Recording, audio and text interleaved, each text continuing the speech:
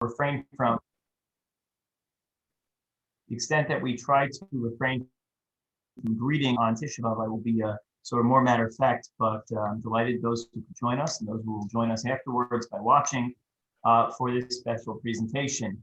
I want to thank Madraigos Midwest for partnering with KCT, Kehillat Chovevei Tzion, on this for this event.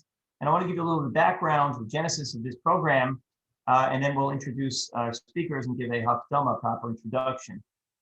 The reason that this program came about was because we are all accustomed to many of the Tisha B'Av programs that more or less, once we're done with keynotes and we're done with the morning programs, and we've already davened, gotten up from the low chair, and now we try to spend our afternoon doing meaningful things. There's a huge debate. There's actually an article I wrote in the Jewish press about this. What exactly are we supposed to do with our afternoons on Tisha B'Av? What's appropriate? What's not appropriate?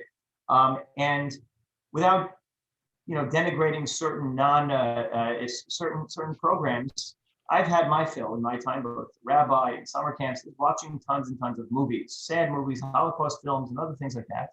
And while it does get me into a despondent mood, which certainly is appropriate to mourn, this is a day that's set aside for mourning the national tragedies of the Jewish people, it never really triggered in me, at least, thinking about the things that we try to rectify. And when we think about topics that are appropriate to try to work on ourselves and work on ourselves as a community, and whether it's as parents, as children, whether it's friends, professionals, one of the topics that comes to mind is the topic of, I would say, social aggression. We try to stay away from the term bullying. We'll get to later on why we stay away from that term. It's a loaded term. And the reason why this comes to mind as a topic that's really important to speak about is because of the central story that we confront in on the day of Tisha B'Av. And that is the story of Kamsa and Bar Kamsa. Many of us familiar with the tale that is depicted in detail in the Gemara in Gittin. It's one of those passages in Talmud we're allowed to study today. It's so sad that we're allowed to study it. Normally, Torah we're not supposed to study today.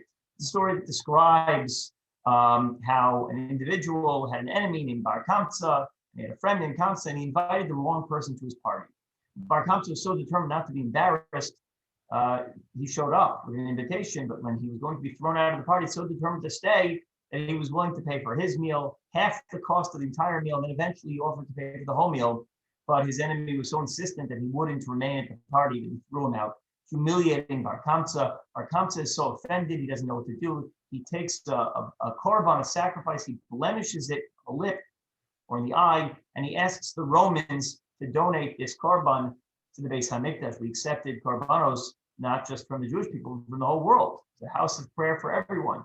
But by blemishing it, he secretly corrupted the korban, knowing that the Jewish people would not accept it. This leads to an argument. Eventually, the Jewish people are forced to reject the korban. The Romans see that this is that they've been rejected, and they attack the Jewish people, and Jerusalem is destroyed, all because of one person who wasn't invited to a party, and he didn't know how to react. And this story, it's a very powerful story. It's a loaded story. There's so many lessons in it. And one of the lessons really is about, number one, a person who feels that he's excluded, he's not involved, he's not engaged in the crowd that he wants to be part of.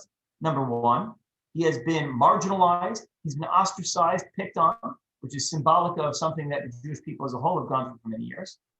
And then the reaction to that, how the underreaction on the part of the rabbis, people sitting there sort of crossing their arms, not knowing what to say, not wanting to rock the boat, rabbis not knowing how to react, who to punish, who not to punish. But first of all, the person themselves acted in such a way. And then there's Bar Kamsa, who had no sense of inner confidence, so determined to be at the party, that Bar Kamsa creates this whole story, and therefore causing the Romans, in effect, to attack the Jews. This travesty could have been avoided. And when I think about the story, I think about what is the response that Chazal want from us, our sages. And one of them is something that our panelists will talk about, and that is the idea of resilience, the idea of overcoming aggression by building resilience, by building inner strength. I welcome today to discuss this topic, so we're going to do a little bit of a Q&A, both Rabbi Yaakov Cohen and Dr. Gail Berger, two individuals, two Chicago locals who I know very well and hold in great esteem. Dr. Gail Berger, who is not only member of my shul, also is a very accomplished professor. She's a clinical associate professor at Northwestern University, the Kellogg School of Management, the McCormick School of Engineering, and the School of Communication, deputy director of the Center for Executive Women at Kellogg. Rabbi Yaakov Cohen, who's currently the director of community engagement at Madraigos Midwest, who studied psychology at YU, has a master's, Azrieli, as well as smicha from Yeshiva University, and a doctoral degree as well. Rabbi Cohen has worked as a teacher and administrator in Eula High School in LA. He has worked as a Jewish Studies director at Kiva Schechter in Chicago, as well, Ida Crown Jewish Academy, and a Chicago director of NCSY prior to taking his current position with Madraigos Midwest. And so this panel was designed really to provide two perspectives, not conflicting, but rather complementary perspectives on this topic, discussing social aggression from the perspective of where Rabbi Cohen comes, the expertise in terms of dealing with kids, adolescents, young adults, as well as the professional realm, how a lot of this stuff filters out beyond adolescence into our adult years, and what we can do in response. Now, I'll just share one more point, and with that, we'll begin with a question. That is that the Medrash tells us that based on the pasuk in Koheles, Elokim yivakesh es hanirdav. God loves the victim. What does that mean, God loves the victim? That means that the world sympathizes, empathizes with the person who is on the receiving end. The bar kamtsas end up being more sympathetic. But the ultimate goal, though, is to flip that around, is not to be a perennial victim, not to be that person, but rather to learn how to build up your own self-esteem, your own resilience in order to take to the next level. And that's what we're going to talk about today. And so I'm going to turn it over, I guess, first to both of Rabbi Cohen and Dr. Berger to address the first question. I guess that is generally, how do we respond? How do we overcome social aggression? Just an overview of what this is and how we're supposed to address it. Maybe Rabbi Cohen start. Absolutely. And Rabbi Gelman, thank you so much for having me on. And it's an honor, Dr. Berger, to be on the panel with you. So just to share, I guess, on a very brief general sense, when it comes to social aggression, obviously, there's so many different types of situations. So I'm speaking generally, but when it comes to situations where there's bullying of some sort, and let's say in the case of children, one child is showing a sense of aggression and a sense of desire to have control over another child. And I know we talked in the beginning how, Rabbi Gelman, you mentioned how we're not using the word bullying, but obviously it's synonymous with what we will call bullying on a practical level. It's often the case where a child wants to have control over another person, right? One person wants control of another person. One person wants to try to make another person, do something that's against their will, against their desire, their wishes, or what they want to do. And so when we try to understand and really practically, strategically be able to figure out how to respond to, how to overcome social aggression in those types of situations, I'd say the first step is maintaining a sense of control, right? If there's a child and you want to help him or her be able to really, respond properly, I believe the first step is trying to maintain control, like ignoring, obviously, completely, if possible, showing that it doesn't bother you, smiling and walking away. We always talk about it as on an ideal level, right? But it's not about walking away. It's not about letting the person get away with it, God forbid, nothing like that at all. It's about maintaining a sense of pride, maintaining a sense of dignity, of confidence. But like I said, the person, the aggressor who really wants control, they want, to feel that they can control how this person who they're bullying feels. And they want to gain the ability to bring that person down with them, right? Almost every bully is insecure, is self-pitying. So they want to bring that other person down to give them, in order to give themselves a sense of power. And so since they possibly have very low self-esteem themselves, they, want to try to gain that from others. They gain their own self-esteem by intimidating someone else, by taking control over someone else, having control over someone else's emotions. So I believe that the first step if possible, again, every situation is different, but if possible, by not showing a significant emotional response, showing that it doesn't really bother you, even if it does, right? Showing that you cannot be stripped away of that power, of that ability to control your life and your emotions, your emotional level, right? It shows that person that you have self-worth. It shows that person that you have dignity, and that there is absolutely no one that can bring you down, that can take away that power. Obviously, if that doesn't work, and again, I'm just speaking generally, I'll pass it on in a second, but if that doesn't work, obviously, then you have to take a more, a stronger approach, right? Self-defense doesn't, obviously may be necessary. It doesn't necessarily mean physical self-defense. Obviously, that may be necessary as well, but showing your strength through your words, right? Showing the other person, not just with your actions, like I said before, but with your words, that you cannot be messed with. No one can mess with you. No one can take away your dignity. No one can bring you down. No one can take control over you. No one can tell you to do things that you don't want to do. And so again, it could be responding to that person verbally, in a very strong manner, and being able to, defend yourself in that way. Or obviously, if needed, if striked, then you have the responsibility to physically defend yourself as well. And again, I'm not saying anything new. This is all obvious, but in either case, the message is the same, that no one can mess with you, that you can't allow anyone to feel that they can get away with treating you that way, with aggression. And no one can ever have that power to control you. That, I believe, is the proper way. Those two examples, two potential responses are, I believe, adequate responses to be able to overcome that social aggression. Thank you, Rabbi Cohen. I'll jump in next. Thank you both, all of you, for having me here today. It really is an honor and to be here. And I want to take, in terms of what you just said with the dignity and control, I think that those are certainly appropriate and important responses. I think my approach is to take a step back, and maybe my ideas actually come in before we even get to a place where we have the social aggression present. And perhaps this is going to sound obvious, in some ways sound simplistic, but sometimes the simple is what's really hardest to do. And that is, I think that we often fail to just remember the human. And we talk about B'Tselem Elohim and remembering that we are all created in the image of Hashem and seeing the humanity in others. And if we all took a little more time to really recognize that human element, it would go a long way in forming better and stronger relationships. In one of the classes that I teach about leadership, we really focus on, first, before you can lead others, you need to lead yourself. And in that class, we first have people share their story, who they are. And it's amazing the depth that people go to with complete strangers and not knowing each other, to then get to really know each other on a deeper level and form connections that then become really pivotal in their careers going forward, and friendships, so beyond just professional to the personal.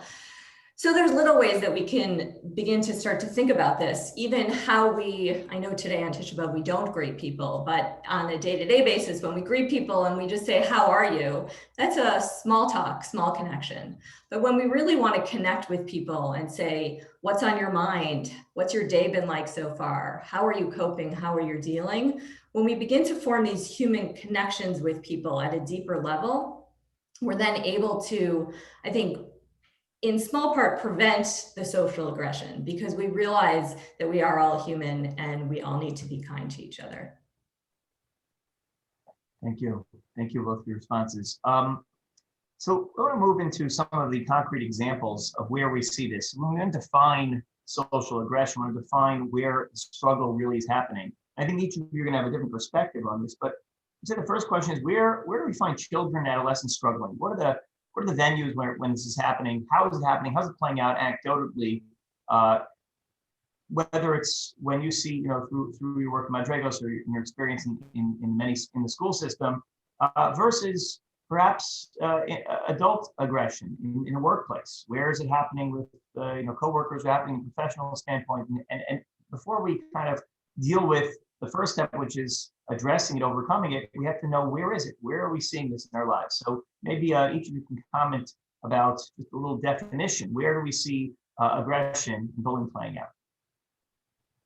Yeah. So obviously, it's a difficult question it's a really important question. It's a difficult question to answer because there are so many different forms of social aggression that come up, and I'm speaking specifically within childhood. And based on everything that I've experienced and heard, much more important is heard from others as well, is that social aggression often comes up on a practical level more than any other situation behind someone's back, right? So whether it mean or not in person, let's put it that way. So obviously you have the classic examples of one person bullying another, right? One person coming up, treating person a certain way, embarrassing them in front of others, again, to gain a certain sense of self-worth they believe will allow others to see them as the powerful one, the strong one, the one who can, like I said before, can take control over others, and it's the ability to do that.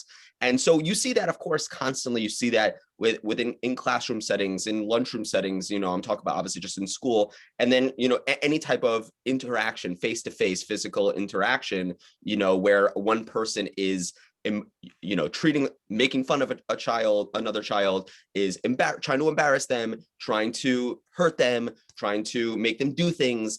But then, of course, and I think this comes up even more often, is when there's a sense of the bully being anonymous, right? Where they're not really anonymous, but when it's, let's say, online, through social media, through the internet, through texting, through group texting, right? Where they're able to gain this sense of power without having to do it in person, right? So this is especially, the reason I believe that this is so rampant is because when a child who feels already a sense of, a low sense of self-esteem and self-worth, and they, in order to build themselves up, are trying to bring another person down, they often don't have the courage, so to speak, to do that in person. So how easy is it to do it through a phone, right? Through texting, through social media, through embarrassing the person on social media, cyberbullying, like we call it, right? How much easier is it to do that? Where this person has a goal to accomplish, they want to make themselves feel a certain way and appear a certain way. And so we see this constantly where it's behind someone's back, right? Talking badly about someone else, making up rumors about someone else, making fun of someone behind their back. And again, because they don't have the courage to do it, and I'm saying courage in quotes, not actual courage, but they don't have the guts to do it in person, right? Because they don't actually have confidence, but they're acting this way in order to make themselves appear confident. So they are treating this person the way that they're treating this person in an aggressive way, but behind their back.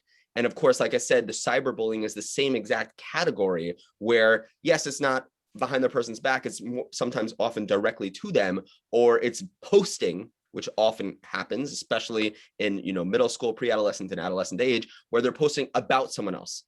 And sometimes they're even doing it in a very vague way, where they're, whether it's allowing other people to see this post and then be like, oh, what are you talking about? They're saying something really vague about someone who did something wrong or someone who should be embarrassed for the following reason, and not actually explaining what's happening or who the person is, so that everyone can respond, who are you talking about? And private message them, direct message them, who are you talking about? And then they can start saying it. So they acted like, oh, I don't want to be the bully. I don't want to be the one who's outing that person, who's embarrassing them. But once you're asking, I'll tell you. And it's a whole tactic that they use in order to bring that person down. So sometimes this comes from a case where they're jealous of another child, or they feel threatened for whatever reason by another child, or that person's taking away their spotlight. But often it's just they chose a person to pick on.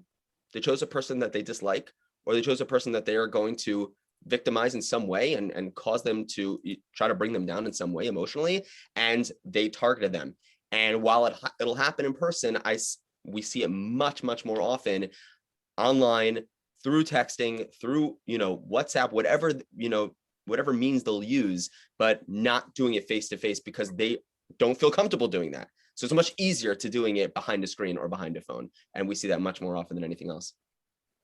It's very frightening that how easy it is to be done, that you don't even need courage anymore to pick on someone else. But you have me thinking before I turn to Dr. Berger, that there's a famous story they say about Rabbi Salanter that he saw, I don't know if it's a mashal or an actual story, that he saw two of his students and one of them was standing above a giant hole and he had pushed the other one in the hole.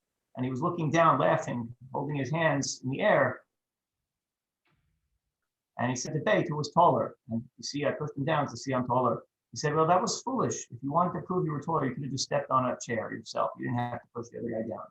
So one of the things you brought out in when you were describing where we find aggression is that there really often is a low self-esteem. The person is just trying to build themselves up, and in doing so, in an effort to do so, they push the other person down. So that muscle, I think, is an appropriate one to understand that there's also a sympathetic side here, that we have to not just get into the head of the person who is down, but also the person who's up, to say, hey, how can we help that person also feel good enough about themselves that they don't have to do this to others?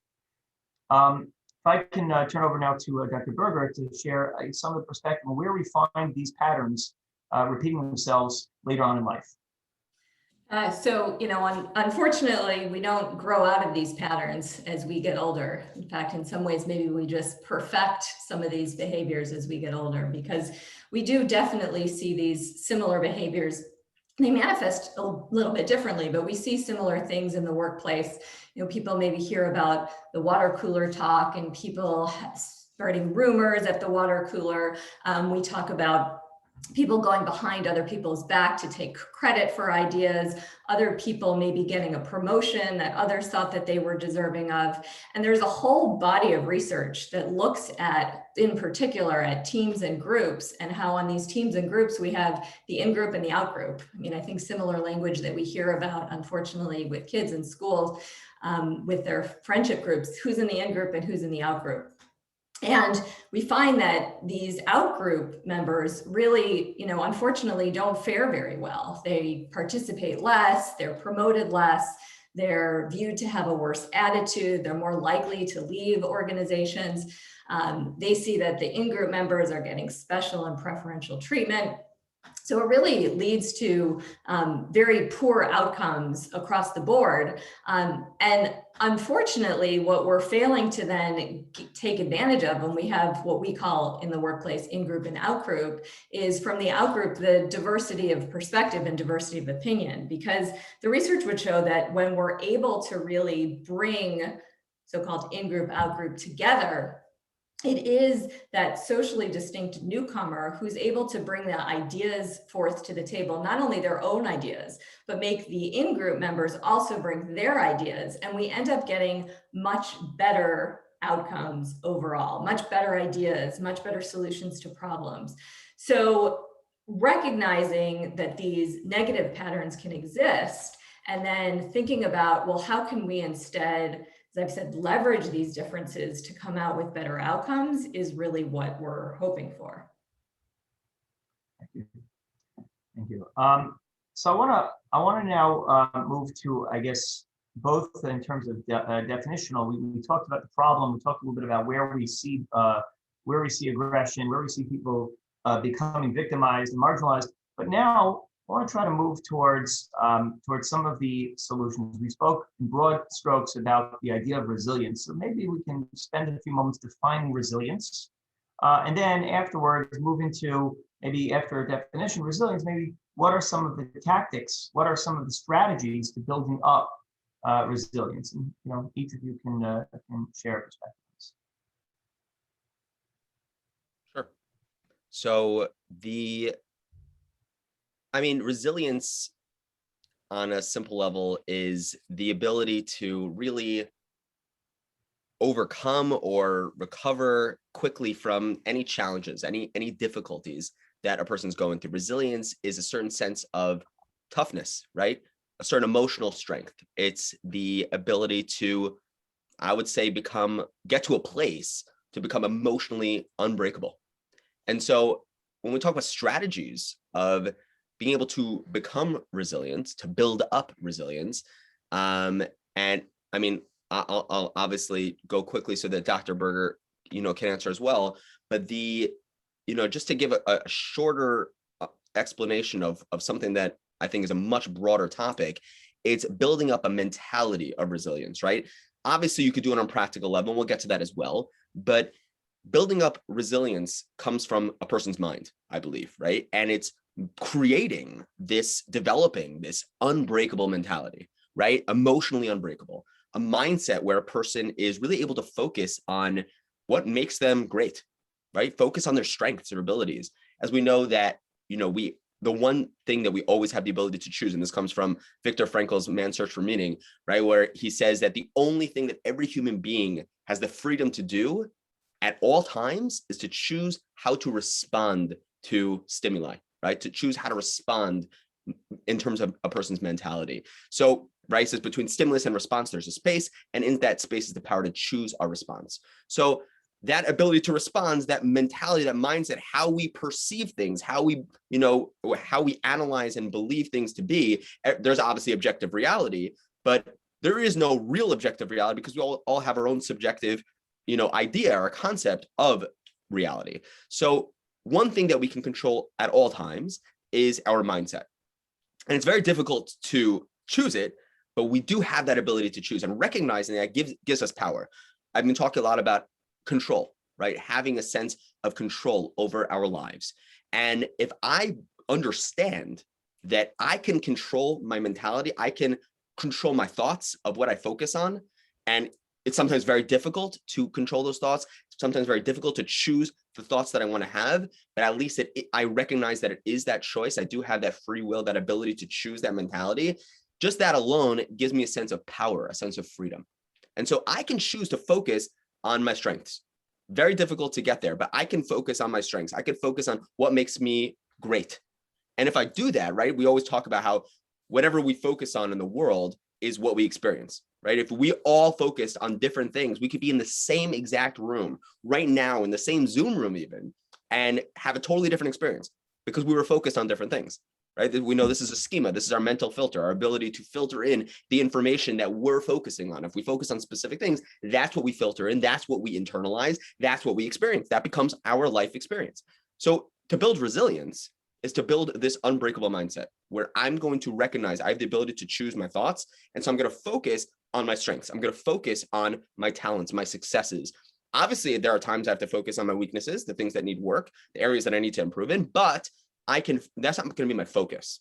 My focus in life, I'm going to walk around this world with a sense of confidence in who I am based on my strengths, based on those are what define me. Right? Those are my skills, my talents, what makes me feel important, what makes me recognize that I have such an important mission in this world, that I could walk around with a sense of confidence. That will give me resilience. That will allow me to be able to face challenges head on and overcome them and not allow them to bring me down. And even if they do, we're not always going to be resilient to everything, right? There's certain levels. And so if I'm focused on how important I am, that I have a mission and purpose in this world, as Mesilas Yesharim says, right? Everyone has to find their ma chovato bi'olamo. Everyone has to find their mission, their purpose in this world. Everyone has a mission. Everyone has something to fix. As the Tzidkas HaTzadik, Rav Tzadok Cohen says, just like every limb in the body is needed, and just like every letter in the Torah is needed and is irreplaceable, so too, every single one of us, we're all irreplaceable. We're all so important. We all play such an important role in this world. And if I, believe that, and if I believe that I am just so important in this world, I have such an important mission, and I'm going to focus on that. I'm going to focus on my strengths and what makes me unique and what allows me, what empowers me to move forward with those strengths to accomplish the things that I need to accomplish, then I'll be able to build up that resilience. I believe that's what has to come first. That level of confidence and self-esteem, that recognizing my self-worth, that has to come first. That's what can enable me to become resilient. I don't believe that any child can become resilient without first understanding that, without first understanding how important they are, how incredible he or she is, without with that sense of confidence comes strength. With that sense of confidence comes a resilient mentality to be able to walk around this world with that sense of importance. And I always say that, there's conditional self-esteem and then there's unbreakable or unconditional self-esteem, right? Conditional self-esteem is where I look around based on my successes and I'm saying, oh, that's how great I'll feel. If I if I get straight A's, then I'll believe that I'm intelligent. If I have a lot of friends, then I believe that I have a great personality. But it doesn't work like that. It has to come the opposite way, where I build up those ideas that I just spoke about, and I understand that, I internalize that then I create this unconditional, unbreakable self-esteem. So no matter what happens, no matter what that person says about me, no matter what that person does to me or says to me, no matter how that person treats me, I will understand how great I am no matter what. And that self-esteem, that confidence will be unbreakable. Now, I will emotionally be unbreakable. I will be resilient. I'll be able to overcome any obstacle, including any situation I'm with a more aggressive personality. It won't bring me down because I will have that unbreakable self-esteem. Dr. Berger, would you share also some of your perspectives on resilience? Yes. So thank you, Rabbi Cohen.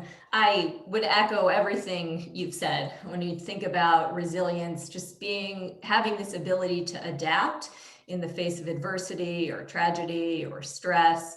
And I think it's important to point out that we are resilient. Humankind is resilient. Think about all that we have survived. There's just so much, even in the recent times, right? COVID and everything that we have gone through. I think what you shared in terms of Viktor Frankl's idea of man's search for meaning and that we all need purpose is so central to the idea of resilience. We need to have that sense of purpose, and we need to know where our strengths come from and where we're going to turn to for that strength. And it's that turning inward that really can give us that resilience and that strength and ability to move forward. So I'm reminded of a piece of Torah from Rabbi Jonathan Sachs, Zichrono Livracha, from Bereshit, where Hashem says, "Vayomer Hashem el Avram lech lecha me'artzecha u'mimoladetecha u'mibeit avicha el ha'aretz asher areka." And so what is that where Avram is being told to move from? Leave from your land and your birthplace. That's leaving from a place that's being other focused. And also from the house of your father, a place that's tradition focused, to a place of yourself, inner directed, right? We need to have this ability to look inside ourselves, which allows us to be able to adapt to new challenges, face new challenges, understand that if we don't succeed, if we fail, if times are tough, we can look inward to those sources of strength and use those to carry forward. So that is what it is about. That is what it means and what it takes to be resilient in overcoming these times of adversity. Very nice. Thank you for each of your perspectives. It occurred to me while you were each speaking that part of resilience means not to pin my happiness on, I think Rabbi Cohen was talking about this a little bit as well, on someone else. My happiness, my simcha in life is not dependent upon someone else's metric, someone else's standard of what is required. Instead, even though we do have demands in this world, you can't say that I'm happy only because I've met some sort of artificially generated standard. But also it falls into a theological statement, which is strangely relevant to what's going on today. We talk about these shows that are out now. Everybody's talking about my unorthodox life. I haven't seen it yet. I don't plan on seeing it. But I'll tell you that the buzz around it is someone who had a negative experience in Judaism and therefore has chosen in such a brazen fashion to blame Judaism, organized Judaism, and religion and God and the laws on their unhappiness and say therefore they need to change. I think is a little bit of a cop-out. Nobody else is responsible for my happiness. And to say that I'm going to run away from something, that I'm going to completely abandon what it is that I'm designed to do as a person, as a Jew, as a human being, just because someone else mistreated me, or just because I don't like the way someone else is treating another person, is an unfair statement. It's a cop-out. Nobody else is responsible for my happiness. My happiness has to be self-created, and it's not a product of the way I've been subjectively mistreated, or at least in my head. So I want to move to another question. That is, now that we're dealing with the question of resilience, of responding, of sort of fight or flight, right? So what about the fact that sometimes people are just victimized and it's not fair, and sometimes maybe you want to cry, maybe you feel bad about it, and maybe it's not fair to tell someone just pick yourself up by the bootstraps and go ahead, right? We talked about equity now in the world, the questions that are being debated now in terms of people who have been the question, someone's been systemically victimized, or someone's been picked on as a group of people, and whether it's appropriate to tell you to pick up by the bootstraps, or whether it's society's responsibility to say, no, let's even the playing field. All these meta questions that we're dealing with now. So the question, I guess, for Dr. Berger is, how do we know when it's appropriate to say to someone, you know what, get your act together, get over it, just brush the dust off and move forward with your life, and when it's all right to grieve. Today's a day of grieving. Today's a day of mourning. Why can't I just feel sorry and sad? Isn't that okay as well? It's really okay to do both. And I know that that sounds like a contradiction or a cop-out or an easy answer, but we need to accept both, and that sometimes it's okay to have two feelings that seem very contradictory to one another, but they can both in fact be true. There's a concept that Susan David talks about, emotional agility, and it's this ability to experience our emotions in a way that allow us to use those emotions to drive positive behavior and to drive ourselves forward. But in what she's talking about with emotional agility, she is really also emphasizing the fact that we need to accept all the emotions that we're feeling and not just shove them to the side or push them to the corner, but recognize that it's all true. So I'll sort of give you an example of what I mean by experiencing two emotions that can be true from a professional context. Somebody who I was working with who, had gone to this job interview, and they left the job interview and they told me, I'm not interested in that job. It's a terrible job for me. It's not the right fit. I don't want to be there. It would just be awful. And then 2 weeks later, the person got a call from the potential job, and they said that they rejected her. They weren't going to hire her, wasn't given the offer. And she called me up very upset. She was deeply upset that she didn't get the job offer. And she's like, I don't understand. I had told you I didn't want the job, and now I didn't get the job and I'm very upset. And I said, both are true. You can experience both things at the same time. You didn't want the job, but you still feel the rejection of not having gotten it. And so I think the same is true with the emotions that we feel. And when we think about social aggression and experiences that we have with friends, kids in school or professionally, we want to be able to name those emotions, label them, understand why we're feeling them, try to, what I said, name them, but name them as explicitly as we can. So not just that I'm happy or I'm sad, but if I'm happy, is it joy? Is it enthusiasm? Is it excitement? If I'm angry, what is it really? Am I disappointed? Or maybe I feel betrayed? And naming those emotions and then being able to move forward, having understood and really felt what those emotions are doing to us. Thank you.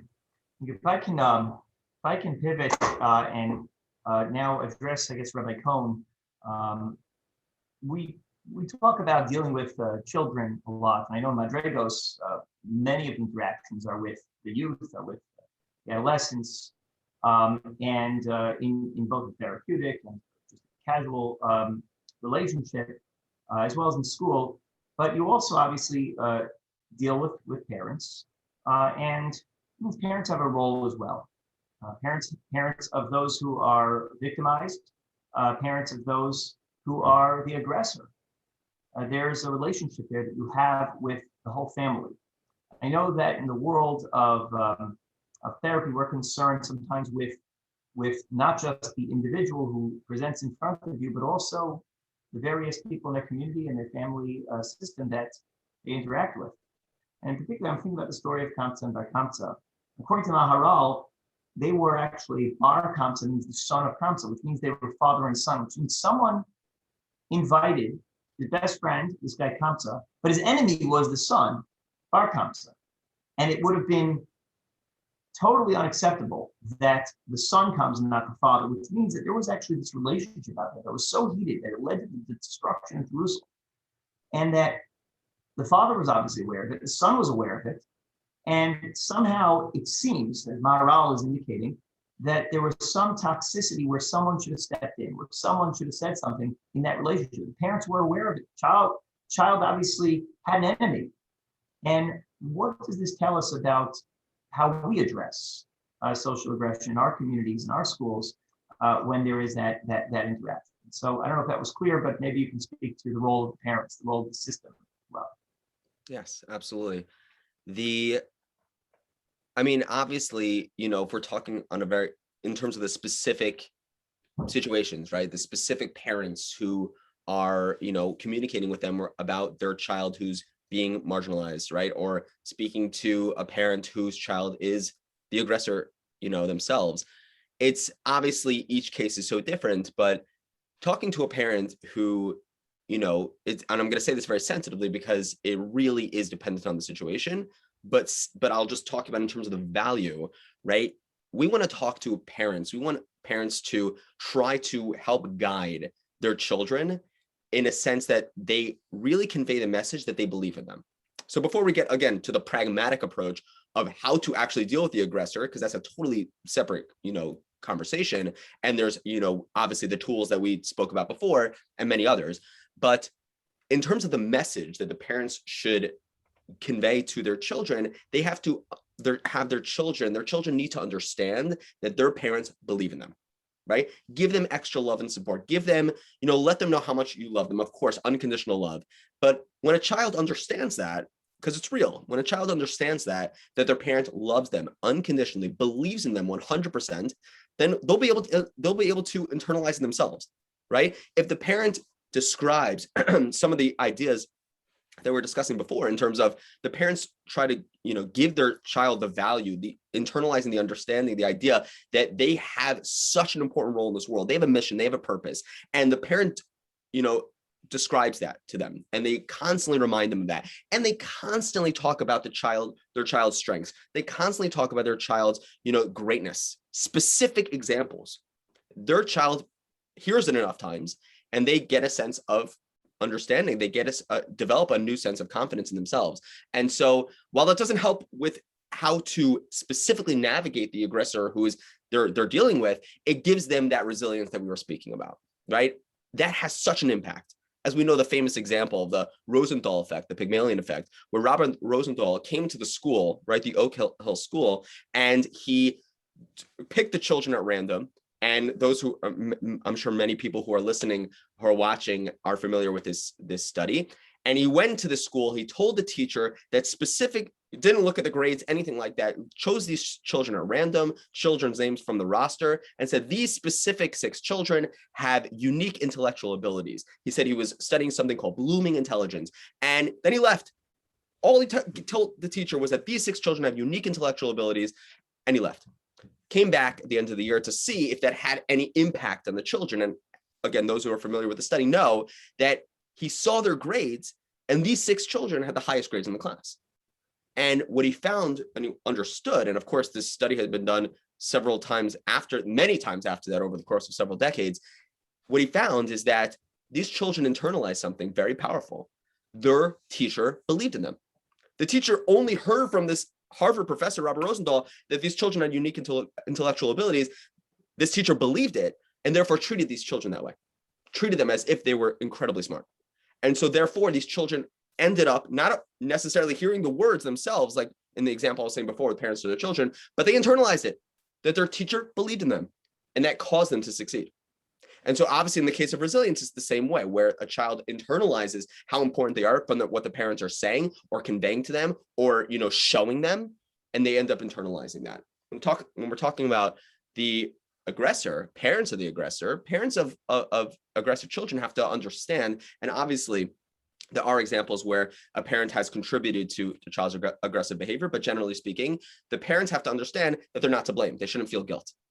And what they also have to understand is that in order to get to the aggressive behavior itself, they need to first get to the root of that behavior.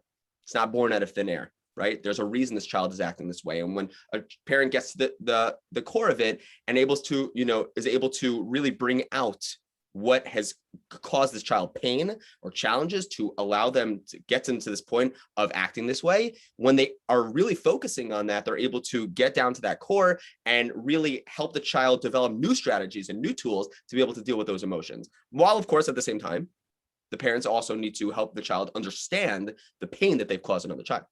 They need to become empathetic and truly internalize how they've caused someone else pain, the other person's experience because of their behavior, and obviously try to fix that.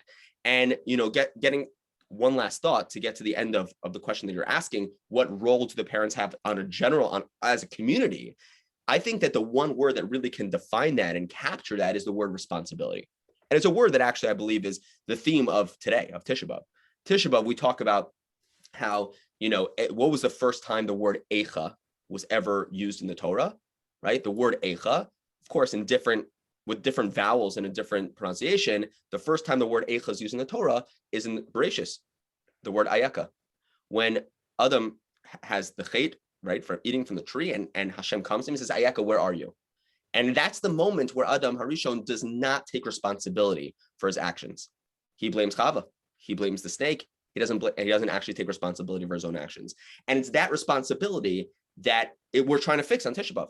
Taking responsibility for building the Beis Hamikdash, rebuilding our world, taking responsibility for the mistakes of our past, taking responsibility for our world.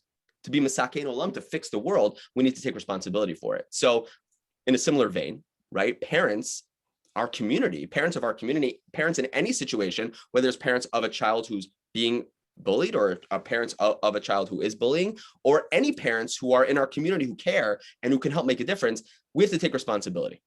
And that doesn't mean that we have all the answers, because most of us say, we don't have the ability, the tools to accomplish this, to be able to fix these issues. But as a community, we have to take responsibility. And so while we often have this misconception in life where only the person who has unbelievable strengths and abilities is able to take responsibility for the world, it's flipped. It's the exact opposite.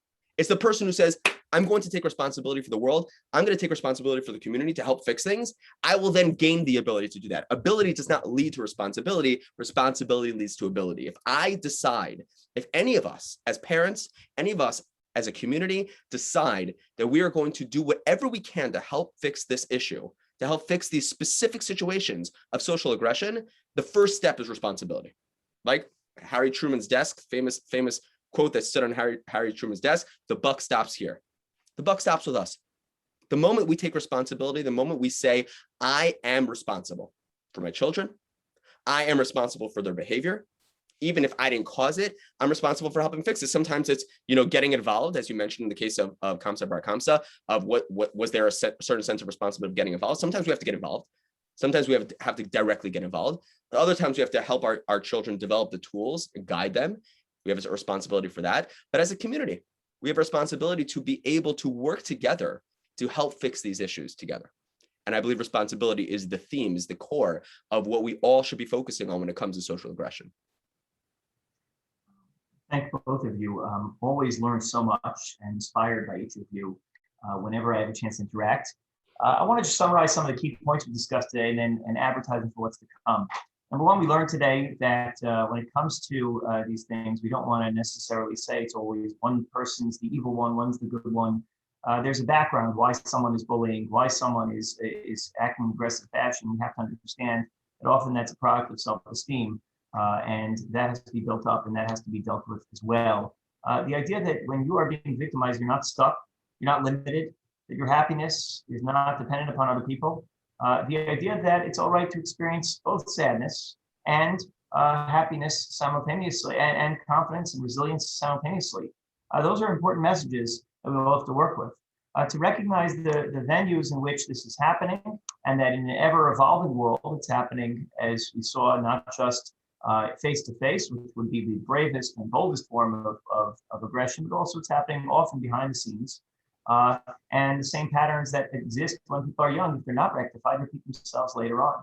When kids are behind the scenes engaging in cyberbullying, bad-mouthing others they feel jealous of, insecure around, that's happening in a professional setting as well. You want the promotion, you want the compliment, you want to take credit for work that's not yours. The other person is seen as a threat because there's only one promotion that's available. All these things that happen in the schoolyard happen by the water cooler. And that's important to notice because we don't get in front of it now. And ultimately, we're going to have to continue repeating these things in the future. And that's not where we want to be. And ultimately, the goal of this discussion is that it's the starter. It's the beginning of a conversation. I know Madraigos is already working on next steps. And this is Baruch Hashem, just lighting a spark. And we're planning on moving forward. We look forward to engaging this topic. And I'll leave on in the future, but I'll leave you on one thought from what I am thinking about after hearing these wise words, these very helpful words from Dr. Berger and from Rabbi Cohen, and that is, Pasuk says in Vayikra Chavav, Ani Hashem Elokeichem, I am Hashem your God, Asher Hotzesi Eschem Eretz Mitzrayim, who brought you out of Egypt, Mios Lahem Avadim, from being slaves. You are no longer victims. Ve'eshbor motos ulchem va'olech eschem kominiyut. I will break the bars of your yoke. I have broken them. You're not bound anymore. And I made you upright. Rashi explains, kominiyut ve'koma zukufa. You're going to walk straight up. You're going to walk confident, with your head held up high, no longer ashamed, no longer embarrassed, with resilience and confidence. I think that's the point. The point is that we have to walk out of this day. We're the power on the floor, but the Bnei Yisrael, the Jewish people, individuals, schools, professionals, communities, and as a whole, as a nation, we walk out with our heads held up high. We're not embarrassed. We're not ashamed of our Judaism. We're not ashamed of who we are, regardless of what someone else did to me. We walk out with our heads held up high. We're going to walk, Bezrat Hashem, forward into a rebuilt Jerusalem, into a rebuilt world, a world where people show each other respect, where my sense of self and accomplishment and achievement is not dependent on anyone else. Oh my God. This is a privilege of you for joining us today, and wish everyone a meaningful rest of your fast, and may we share in happy occasions, happy days very soon.